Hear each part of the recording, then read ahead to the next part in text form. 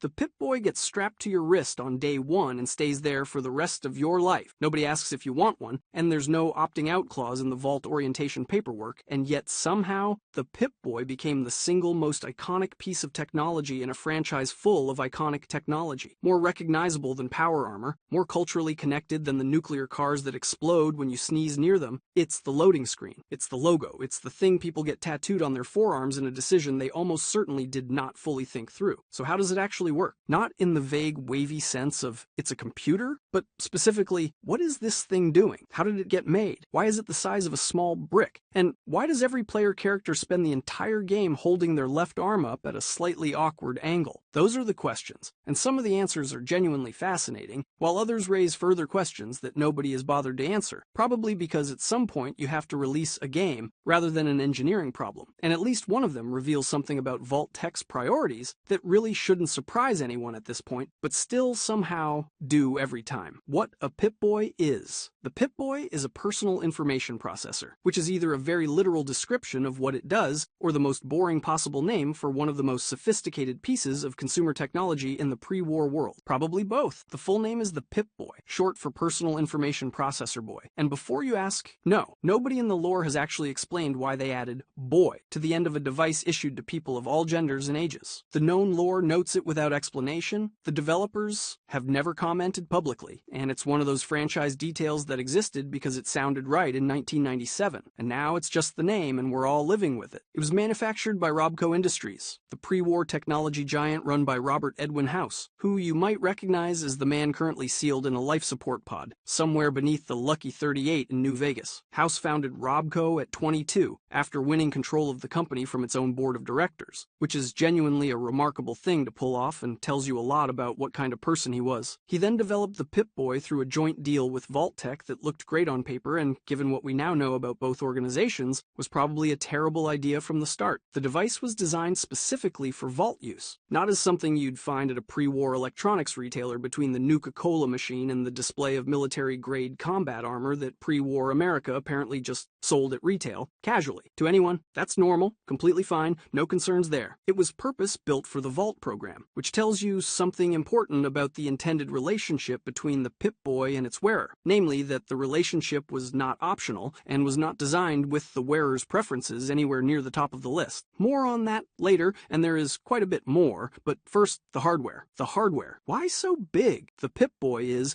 by any reasonable aesthetic standard, enormous. It covers the entire forearm, has a screen roughly the size of a small paperback book, and weighs enough that you notice it. Somehow, this passed Vault-Tec's quality control as the ideal wearable device for people living underground indefinitely. The size isn't purely decorative, though Vault-Tec's design philosophy does seem to have operated on the assumption that if something looks substantial, it inspires confidence, which honestly explains a lot about the aesthetic of the entire Vault program. Everything is slightly too big, everything has slightly too many lights, and Vault-Tec understands branding. You have to give them that, but the Pip-Boy is large because it has to be. Inside that casing, a power source capable of running the device continuously, a set of environmental sensors, a radio transceiver, a mapping system, a health monitoring array, and a processor capable of running all of that at once, while also running a version of Atomic Command you can play on the screen when things get slow in the Vault, which, given that Vault life apparently involved a lot of sitting around waiting for the end of the world to finish, was probably more useful than it sounds. The screen is the green monochrome display the franchise has made iconic, and the color is a technical choice more than an artistic one. Phosphor screens, which use a coating that emits light when struck by an electron beam, produce that particular green glow as a natural consequence of how the technology works. Vault-Tec didn't pick green because it looked post-apocalyptic. They picked it because in the 1950s and 1960s, roughly the era the pre-war Fallout world got stuck in aesthetically, green phosphor was just standard for computer displays. The Pip-Boy looks the way it does because it was designed by people who thought CRT technology was the future, and then the future never updated, vintage by accident, which is honestly the best kind. The controls are a combination of the circular tuning dial on the side, which cycles through the main menu screens, and various buttons and inputs on the face. The dial is, frankly, an unusual choice for primary navigation on a device you wear on your wrist, because rotating a dial with the same hand it's attached to requires a specific specific wrist motion your arm was not really designed for. This makes more sense when you imagine operating it with your other hand, which is presumably the intent. But the games obscure this by having the player character hold the device up and navigate it single-handedly. So every protagonist in Fallout history has apparently been operating a wrist-mounted computer one-handed by twisting their own forearm. No wonder everyone in the wasteland looks tired. The Pip-Boy attaches via a band that Vault-Tec calibrated individually to each wearer during orientation. The arm circumference measurement on the intake form wasn't bureaucratic box ticking. The band has to fit correctly because a poorly fitted Pip-Boy creates pressure points that, across decades of continuous wear, would cause serious joint and tendon damage over time, and Vault-Tec wasn't being considerate. They needed the health monitoring sensors to maintain consistent skin contact, and that meant the band had to be snug enough to never shift during normal activity. It is, as with most things Vault-Tec, welfare in service of data collection. Genuinely helpful, deeply motivated by surveillance, and very classic Vault-Tec. How you get one getting a Pip-Boy wasn't as simple as someone handing it to you at the door and wishing you luck. There was a process, of course there was, because Vault-Tec was not going to skip the paperwork. New Vault residents had to attend an orientation seminar run by the overseer before receiving their device. The seminar covered basic functions, daily use applications, care and maintenance, and the terms and conditions of use, the last of which was a document of such length and density that most residents signed it without reading, which is either a damning commentary on pre-war corporate governance or an extremely accurate prediction of how people have always interacted with terms and conditions in any era, probably both, and definitely both. After the seminar, residents filled out the Personal Information Processor Responsibility Form, which asked for name, vault number, dominant hand, arm circumference, screen brightness preferences, and jumpsuit measurements. The jumpsuit measurements seem like overreach until you understand that the Pip-Boy was designed to integrate with the Vault jumpsuit's own health monitoring sensors, and the two systems needed to be compatible. Vault-Tec was, again, very invested in having complete and current health data on every resident at all times. I'm going to stop being surprised about this at some point, but that point hasn't arrived yet. The fitting itself was performed by a Vault technician who adjusted the band, calibrated the sensors to the individual wearer's baseline vitals, set the device to account for which hand the wearer wrote with, which changed how certain things were laid out on screen, and confirmed that the device was transmitting correctly to the Vault's central monitoring system. That last step was presented to residents as a routine system check, which it was, and was also how the overseer confirmed that the new resident's wrist computer was now feeding real-time location and health data into the Vault's main systems. You wore it every waking hour, and that was not a suggestion. The Vault's protocols required the Pip-Boy on the wrist during all activities except bathing, and even then the waterproofing on most models meant there was no technical reason to take it off. You just wore it, for years, for decades, and some residents wore it their entire lives until it was simply part of them, which is a pretty effective way to make sure nobody questions whether it's voluntary. The interface. The Pip-Boy's main menu divides into three primary categories: status, items, and data. Either a very elegant organizational structure or the barest possible minimum before you just have to call it everything. I genuinely cannot decide which. The status screen displays the wearer's current physical condition, including special stats, active chem effects, radiation exposure, and a detailed body map indicating which limbs are in what condition. The body map is one of those features that sounds completely reasonable until you think about it too hard and realize the Pip-Boy is somehow building a real-time picture of which bones and muscles are in what condition through nothing but a wrist sensor. That would have been extraordinary even by 2077's medical standards. How it does this is not explained anywhere in the lore. I spent a while looking. It just does it, and the lore has simply decided not to elaborate. The special stats on the status screen reflect strength, perception, endurance, charisma, intelligence, agility, and luck, together forming the core attribute system governing what the wearer can and cannot do. In lore, those numbers represent things that are actually measurable about a person: how strong they are, how sharp, how lucky, not abstract game mechanics, though the line between those two things gets increasingly blurry the longer you think about how luck is apparently a number between 1 and 10 attached to a specific person that can be permanently changed by certain chems. At some point, the lore just starts shrugging, and you have to shrug with it. The health monitoring in the status screen draws on the same sensor array that feeds the Vault's central system. What the wearer sees is a simplified version of everything the Pip-Boy is picking up and storing: heart rate, blood pressure, radiation count in rads per hour, whatever chems or substances are currently in their system. system, limb damage assessment, and probably a few other things the manual doesn't mention. All of it running constantly, all of it logged, and the vault's medical bay received this automatically and used it to flag residents who might need attention before they even thought to ask for it, which, in a sealed underground environment, is genuinely useful and also genuinely invasive, both things simultaneously, because Vault Tech specialized in both things simultaneously. The resources, the data screen is where the Pip-Boy earns its keep as a survival tool rather than a health monitoring platform with delusions of grandeur. The map function alone would justify wearing the thing. Everything else is a bonus. The mapping system works through a combination of internal sensors and whatever map data has been loaded into the device's memory. Inside the vault, the map is preloaded with the facility layout and updated through the network as the resident moves around. Outside the vault, which is where things get genuinely interesting, the mapping relies on the device actually surveying the terrain as the wearer walks through it, building a picture of the surrounding area in real time. This is called Dead Reckoning, and the Pip-Boy does it remarkably well for a device running entirely on local processing with no access to pre-war satellite networks, which were presumably destroyed or repurposed by 2016-1. The compass is continuously active. The device tracks movement and distance, and the result is the local map every Fallout player has watched slowly fill in as they walk through a new area. That filling in is not a game abstraction. In lore, the Pip-Boy is literally surveying the terrain in real time. Every player character is an accidental cartographer. The map also accepts data from external sources, which is how quest markers, points of interest, and waypoints get added. When another character marks a location for you, or when you discover a new area, the Pip-Boy is receiving or generating location data and adding it to its map in real time. The quest tracking system, which the games present as a simple objectives log, is in lore a surprisingly capable system that keeps track of what you're trying to do, where you need to go, and in what order the steps need to happen. The Pip-Boy is, among other things, a very elaborate to-do list, arguably the most elaborately over-engineered to-do list in history. And then there's VATS, which stands for Vault Tech Assisted Targeting System, and which is either the most impressive capability the Pip-Boy has, or the most unsettling one depending on your perspective, and I genuinely cannot land on one side of that. In game terms, VATS slows things down so you can aim deliberately. In lore terms, what VATS is actually doing is considerably more interesting. It's a combat system that connects the Pip-Boy's sensors, the user's own reactions, and their weapon, figures out the best shot available, and helps them take it cleaner than they could on their own. The slow motion effect isn't time slowing down, it's the Pip-Boy running faster than human perception, showing you the window before it closes. Vault Tech put a combat targeting computer in a personal information processor issued to civilians living in an underground bunker, and I want you to really sit with that for a second. The practical applications inside the vault are essentially zero. There's nothing in the vault that needs you to aim that carefully. The application outside the vault, for people who emerge into a hostile wasteland with no combat training, is enormous. Whether that was planned from the start, or whether someone at Robco just thought it would be cool and nobody at the joint venture meeting pushed back, is not documented anywhere. But either way, it's arguably the feature that has kept more Vault protagonists alive than any other single piece of technology in the franchise. Vault Tech accidentally produced what is probably the greatest personal combat tool in the wasteland. Honestly, kind of impressive. Inventory management. We need to talk about the inventory system. I've been putting it off because I genuinely don't know how to defend it. And trust me, I have tried. The Pip-Boy tracks everything the player character is carrying. Every weapon, piece of armor, consumable, piece of miscellaneous junk, crafting component, holotape, every single item cataloged in the item screen with its name, weight, and relevant properties. That part is fine, makes complete sense for a personal information processor. The part that does not make complete sense is what the inventory screen implies about how much the protagonist can physically carry. In Fallout 4,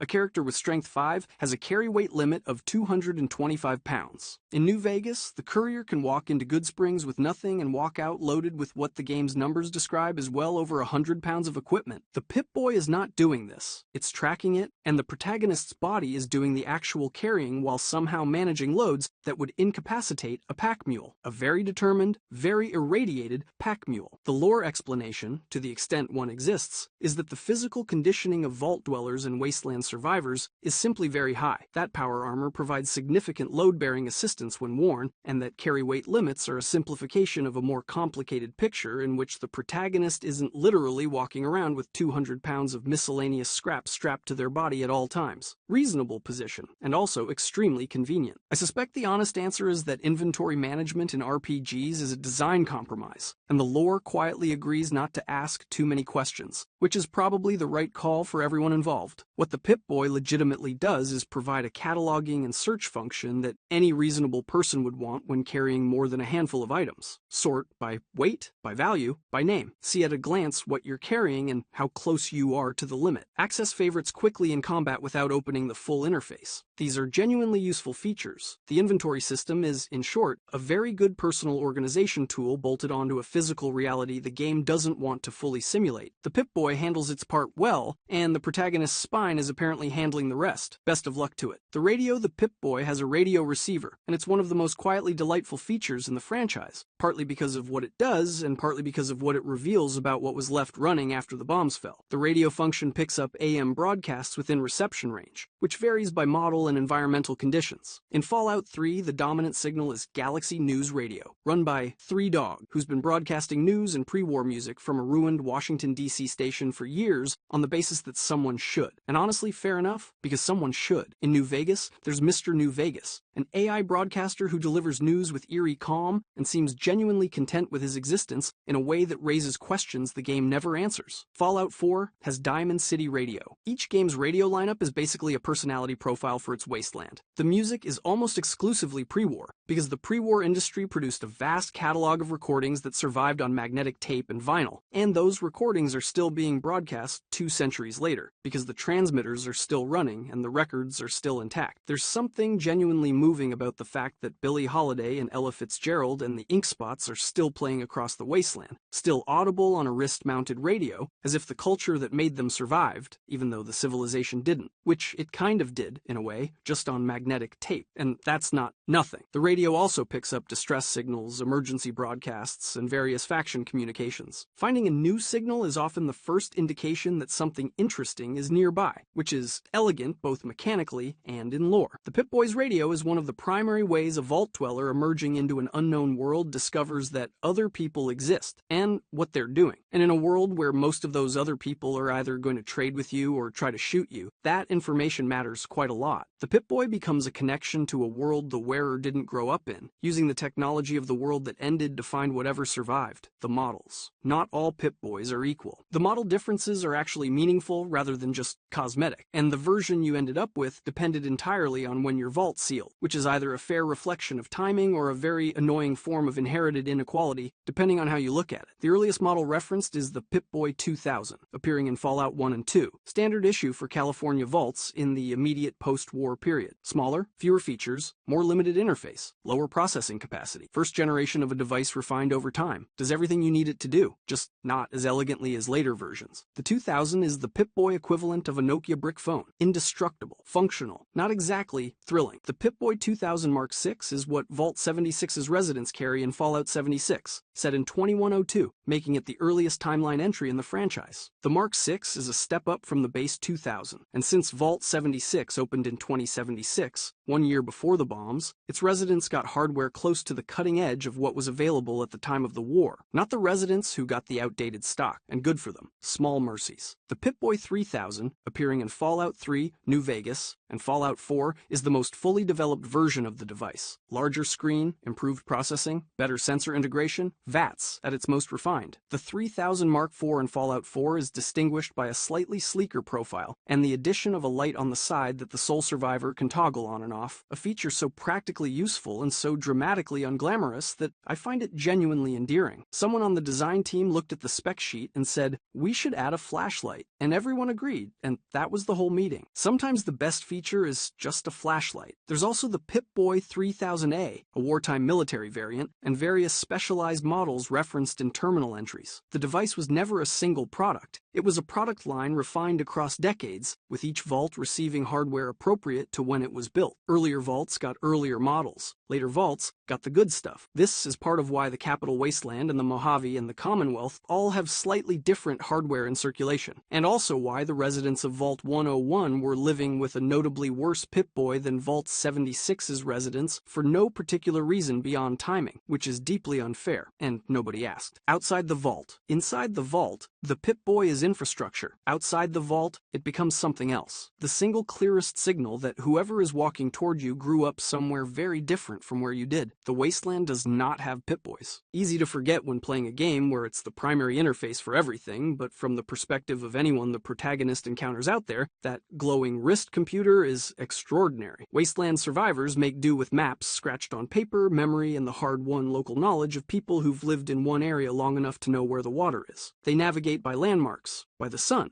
by reputation and rumor, and then a vault dweller walks out with a device on their arm that builds an accurate local map in real time, tracks health continuously, identifies radiation levels, and accesses a functional radio receiver. From the Wasteland's perspective, this is basically magic, the kind of magic that makes people either very helpful or very dangerous to you, depending on their intentions. The Pip-Boy is also, in practical terms, not something you can just hand to someone else, which is a detail the game's underplay but the lore is fairly specific about. The band is fitted to the wearer's arm specifically. The device is calibrated to the specific wearer's normal health readings. A Pip-Boy taken off one person and put on another would give incorrect health readings, need full recalibration, and in some models require a complete reset of all user-specific data, meaning the new wearer would lose access to the previous owner's maps, inventory records, and quest logs. So when characters in the games talk about wanting a Pip-Boy, they're not quite imagining the full picture. You can't just take one, you'd have to earn one, which in practice means coming out of a vault, and most people didn't get that option. Codsworth, the sole survivor's Mr. Handy companion in Fallout 4, waited outside Sanctuary Hills for 210 years before his owners came back. He maintained the house, mowed the lawn of a dead suburb, polished cars that would never run again, and greeted the sole survivor by name when they finally emerged, because he had their profile in his memory. 2 centuries alone in a dead neighborhood, and the first thing he does is say hello by name and ask if they'd like him to prepare a meal. That kind of built-in loyalty and very long memory is, depending on how you look at it, either deeply touching or deeply unsettling, possibly both. And the Pip-Boy works the same way, except its long memory is the vault's records, and every protagonist who emerges carries on their wrist the last physical connection to the world that made them. The map fills in as they walk, the radio finds signals, the health monitor keeps running, and the Wasteland, which has never seen anything like it, tends to take notice: the surveillance problem. There's one aspect of the Pip-Boy the franchise acknowledges but doesn't dwell on, and I think it deserves more attention than it usually gets. The Pip-Boy transmits to the vault's central system continuously, location in real time, health metrics continuously logged, movement patterns recorded. The overseer at the master terminal could at any moment pull up any resident's feed and see exactly where they were, what their vital signs were, and how those vitals had been trending over the past day, week, or month. This was presented to residents as a safety feature, and it genuinely was. A resident who collapsed in a maintenance corridor with nobody nearby would be found because their Pip-Boy stopped moving and their heart rate spiked before going irregular. Good feature, useful feature, zero complaints about the feature itself. It was also, straightforwardly, a panopticon. The overseer who wanted to know whether 2 residents were meeting in the reactor room at 2 in the morning could find out by checking the location logs. The overseer who suspected a resident of thinking the wrong things could monitor that resident's stress levels during the weekly community meeting and draw whatever conclusions they chose. Terminal entries across multiple vaults document exactly this kind of use. Overseers tracking residents they considered troublesome, cross-referencing where they went with how they behaved and using the whole feed to keep tabs on everyone, which, to be clear, was always the point. Vault-Tec designed this deliberately. The surveillance capability wasn't an afterthought. It was built in on purpose. Because a vault experiment the overseer can't monitor, can't produce reliable data. Residents needed to be watchable at all times. And the Pip-Boy was the most elegant way to do that, without requiring a camera in every corridor. You couldn't turn it off or disable the transmitter. You just wore it always. And it told the vault everything. Nothing says, "We care about your well-being," like a device that makes it physically impossible to have a private conversation anywhere in the building, and yet the same device that made every resident an open book to their overseer also, when they left the vault, gave them the best survival tool in the Wasteland. The Pip-Boy that tracked your location for decades is the same one mapping the Wasteland as you walk through it. The health monitoring that fed data to the medical bay is the same monitoring keeping you alive outside by tracking radiation and chem effects in real time. Vault-Tec built a surveillance device that doubled as genuine survival infrastructure, and the 2 functions can't be cleanly separated because they were never designed to be. The device that watched you in the vault is the device that protects you outside it. Vault-Tec probably considered that a feature rather than an irony. The fact that their surveillance device became the Wasteland's best survival tool is either poetic justice or a very specific kind of karma that took 200 years to arrive. The Pip-Boy. The Pip-Boy is, all things considered, one of the most quietly brilliant pieces of world building in the franchise. And I say that as someone who spent an embarrassing amount of time thinking about whether it makes physical sense for a wrist computer to render a real-time structural integrity assessment of the wearer's left leg. It works as a game interface because it gives the player access to everything needed to manage their character in a way that feels like it actually exists in the world rather than floating in an interface layer above it, which sounds like a small thing until you play enough games with truly intrusive menus and realize how much that difference actually matters. It works as lore because the design choices that make it a good game interface, the size, how much it does, the fact it never turns off, all have in-world explanations that hold together when you press on them. And it works as a symbol because almost everything Vault-Tec was is right there in the Pip-Boy if you look at it long enough. Issued without meaningful consent, never fully explained to the people wearing it, collecting data continuously and transmitting it to a central authority for purposes the wearer wasn't fully informed about, and genuinely useful in ways that made life better both inside the vault and outside it. That combination, genuine utility delivered through surveillance the wearer never agreed to, is Vault-Tec in miniature. The whole logic of the Vault program compressed into a wrist-mounted personal information processor with a green phosphor screen and a radio that still plays Ella Fitzgerald. The Vault Boy on the loading screen gives you a thumbs up. His Pip-Boy is always visible on his arm. He's always smiling, always optimistic, always ready to help you through whatever the wasteland is throwing at you, and he's been quietly logging and storing your location and vitals the entire time. That's the Pip-Boy. Brilliant, genuinely useful, slightly sinister and always watching and bolted to your wrist whether you asked for it or not, which you didn't, because nobody asked. And in a world run by Vault-Tec, nobody was ever going to. If you've enjoyed the video and want to see what happened to the ocean and what's down there, click the video on the screen.